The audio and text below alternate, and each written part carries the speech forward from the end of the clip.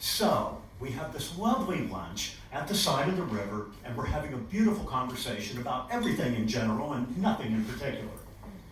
And there was something that I wanted to ask Jerry about, and I waited for the right opportune moment. And I said, Jerry, I gotta ask you about something, bud.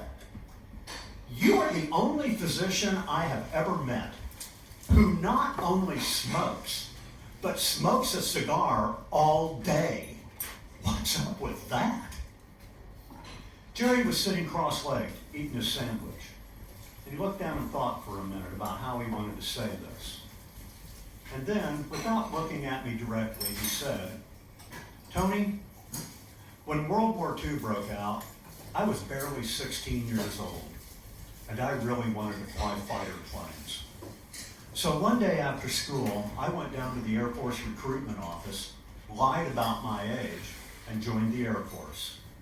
By the time I was barely 18, I had already flown combat missions over the UK, the North Sea, and mainland Europe in support of Allied and U.S. Air Force. When we would have a mission and go on it, we would come back, put our planes away, meet in the officers' mess, and we would have a meal. And at the end of the meal, we would have a drink and a cigar to the success of our mission and the men we might have lost.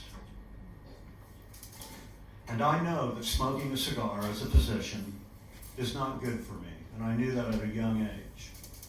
But I also knew how much it meant to me and how symbolic it was. So now, when I'm doing something that I find to be extremely important and that I enjoy very, very much, I smoke a cigar. And I enjoy fly fishing very much, and I think that it's very important. We finished our lunch, and Marcia and I were cleaning up, and I noticed Jerry reach inside his fly fishing vest, and he pulls out another cigar. He takes it out of its container. He takes his nippers that you use to clip the ends off of cigars, and he rolled it in his mouth. And the only thing that I could think of to say to that man at that moment was, "Can I light that for you?"